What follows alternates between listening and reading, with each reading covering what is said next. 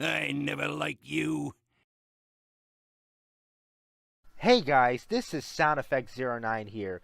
What is going on? Welcome back to my channel, and today I've got a special treat for you guys.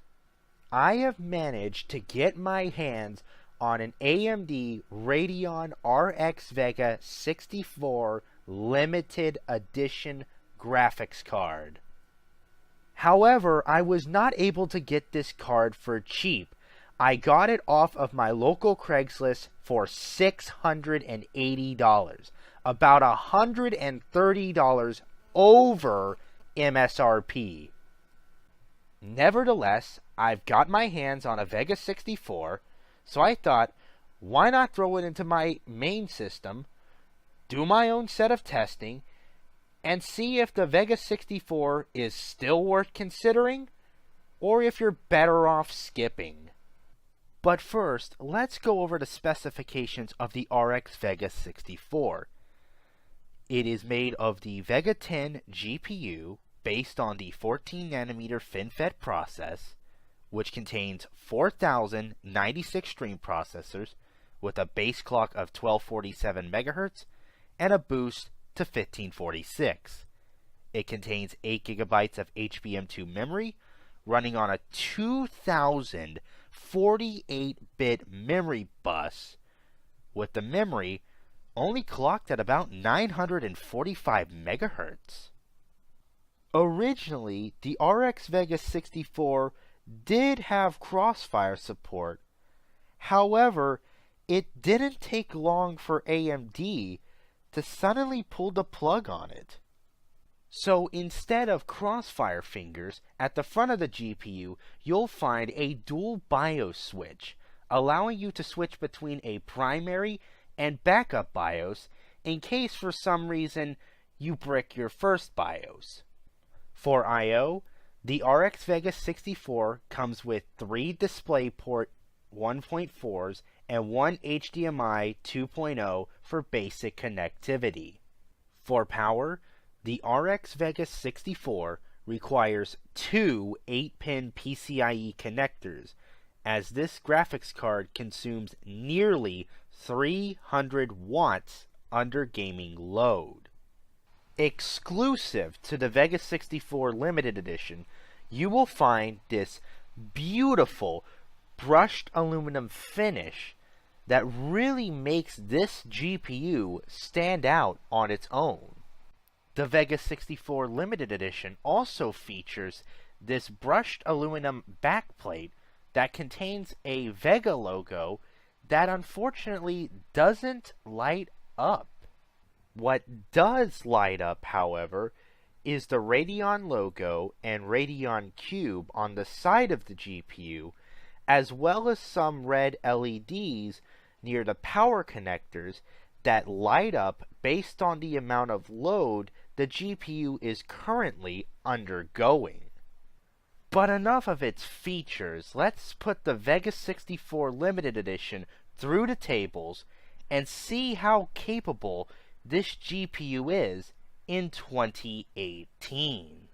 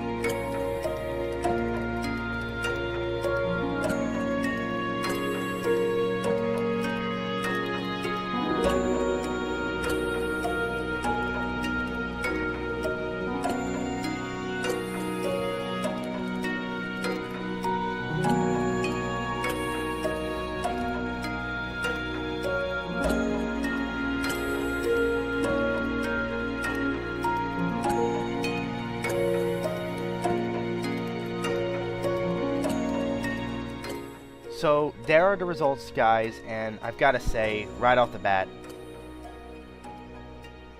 I'm pretty mixed about these results from the RX Vega 64. Now, let's not deny, the RX Vega 64 offers pretty good gaming performance.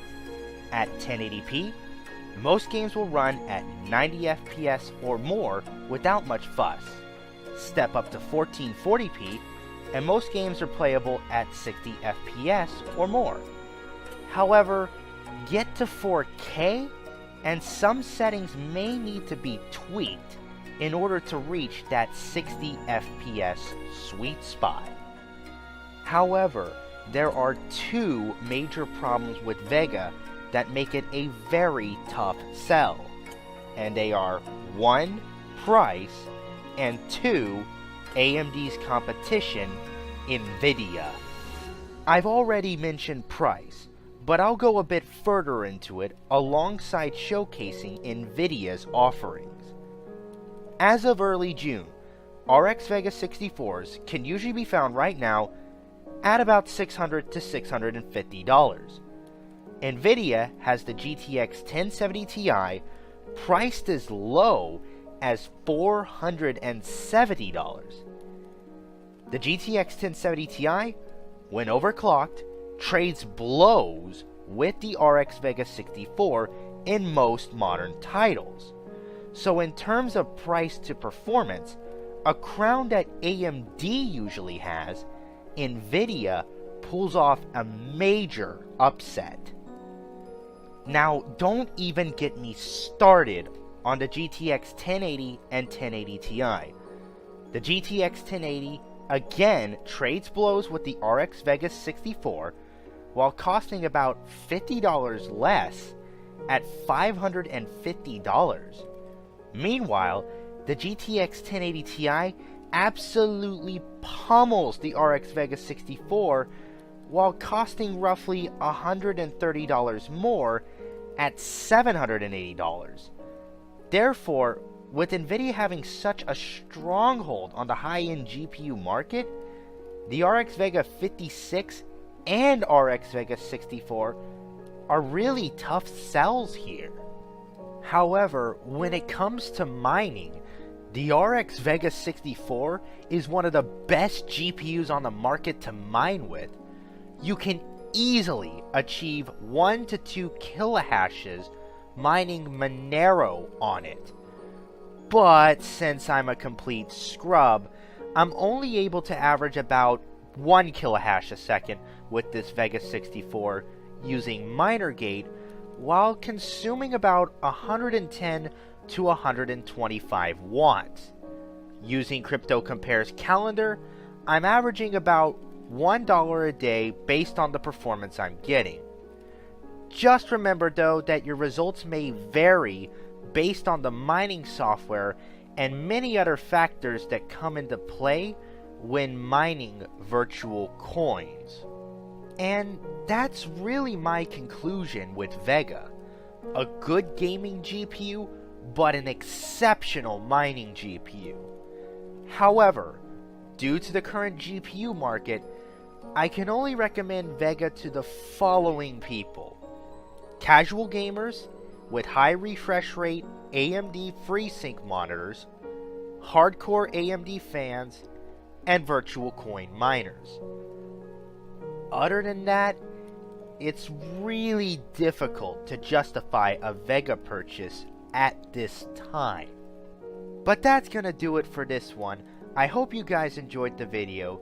Leave a like on this if you liked it, dislike it if you didn't, and leave a comment below with feedback on what I can do to improve the quality of my videos or my benchmarking.